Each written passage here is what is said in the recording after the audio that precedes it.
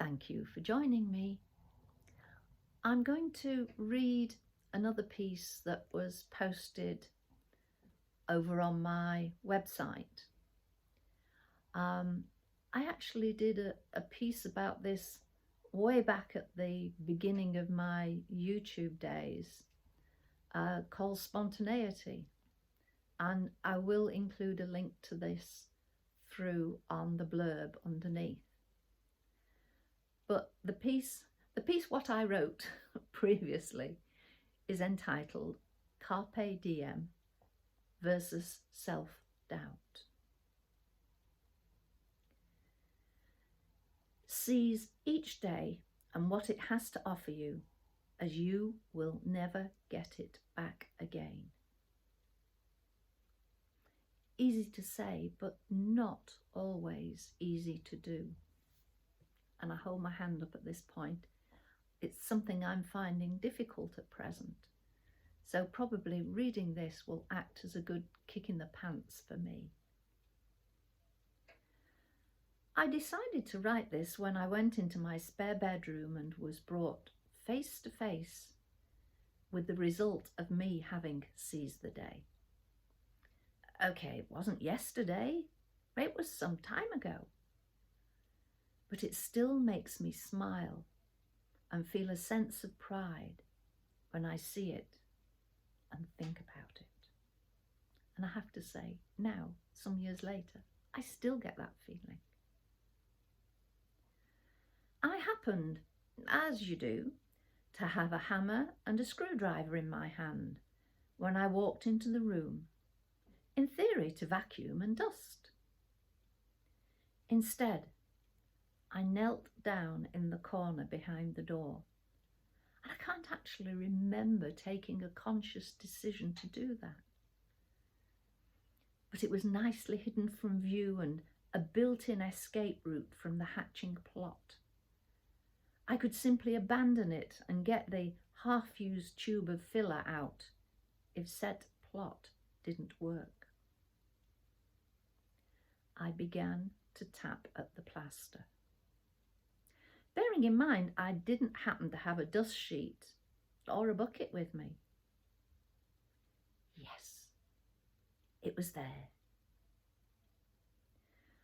For as long as I've lived in my cottage, I'd wanted to expose the A-frame that I knew lurked there. I knew, as on the other side of the wall, it formed a wonderful feature in my bathroom, in all its 300-year-plus glory. So it became a case of I've started, so I'll finish. Probably had I not seized the day, I would have found it a daunting task, maybe still waiting to happen. I chipped. I nibbled away in the corner. Having now put down some sheeting, covered the bed and furniture, and swapped into my, business work clothes. I can do it, I told myself. I can do it. And I did. It took a lot longer than I had expected, as I had not given any thought to having to bucket the rubble down and out, and then onto the tip. I hadn't known that there was a very heavy mesh covering the wood to allow the plaster to cling, or whatever the technical term may be. And this, well, didn't really want to budge. I have vertigo, and my vertigo made the top bits hard, as up a ladder with my head tilted back spins me off into a very wibbly-wobbly world when my semicircular canals become confused and I can easily end up in a heap on the floor. I had to become inventive with the fact that I needed 3 hands. One to keep a very firm hold on the ladder, one to wield the hammer, and one to yank at the wire. I admit there were far too many mutterings of naughty words too. But the day, in fact, it was more like a very long 10 days, had been seized, and I achieved. It had taken me over 20 years to start that. But for whatever reason, that day was the right day for me to seize my opportunity.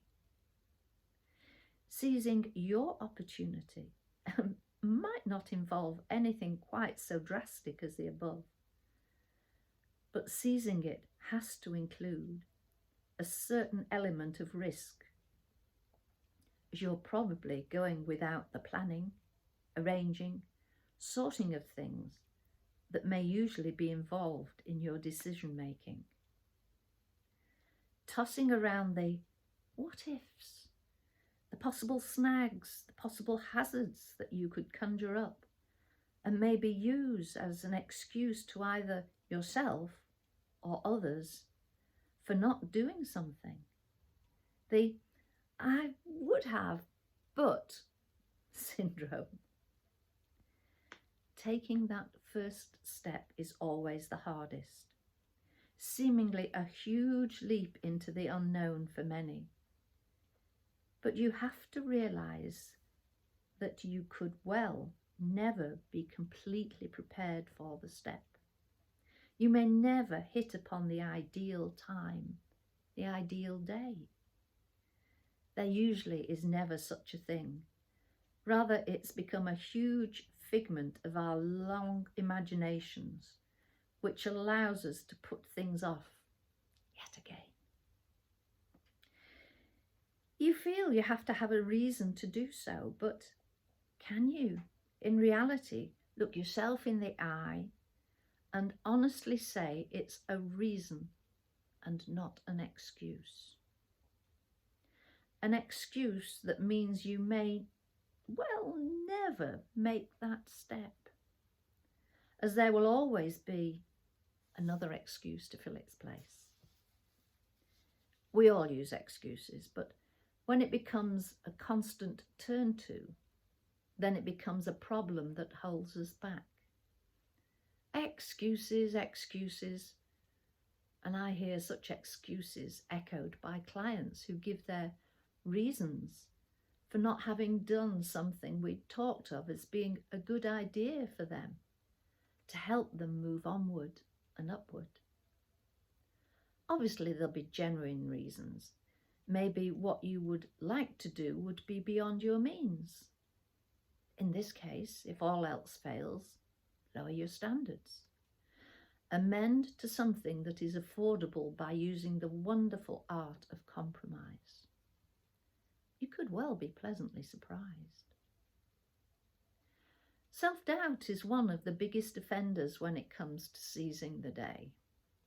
Seizing the chance to do something that could well open other doors for you and get you out of the rut in which you may well be feeling bogged down.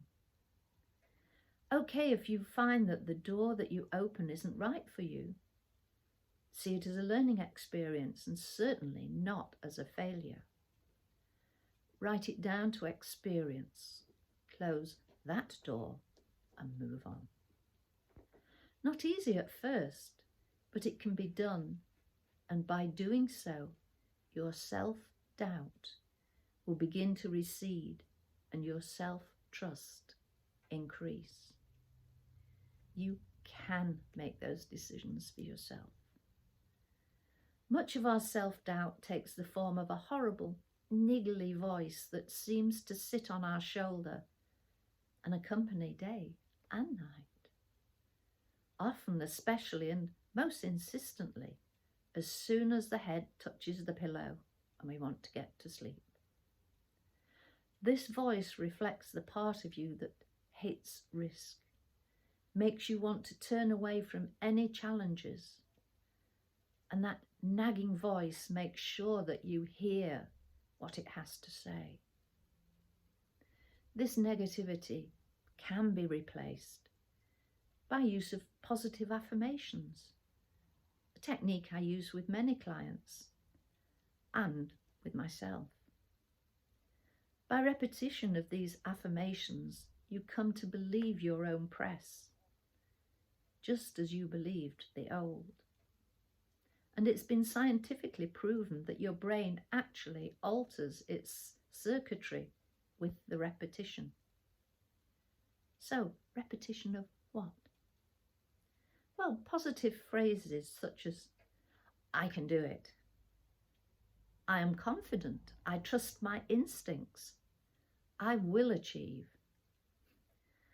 And they may feel odd and unnatural at first, but when you've read them, said them, heard them several times, they can become your default setting in whatever you're wanting to achieve. Have a go. Seizing the day can be risky, but so very rewarding. For me, I was rewarded and continue to be rewarded by the pleasure of achieving what was a difficult task. With this being recognised by the men who I got to plaster my new wall, I have to say, I do draw the line at a point where I know that my skills are lacking.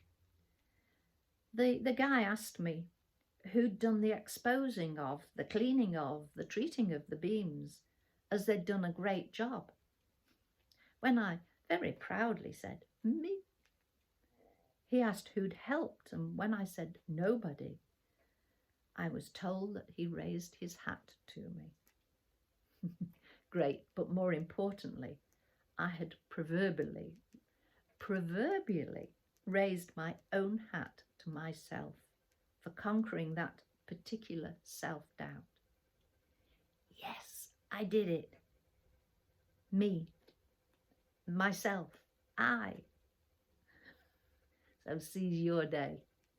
Open that door that you may have locked and bolted, no matter what it looks like or how long it's been closed for, and step through, telling yourself, I can do it. Thank you for joining me. Take care. Speak to you soon. Bye for now. Bye.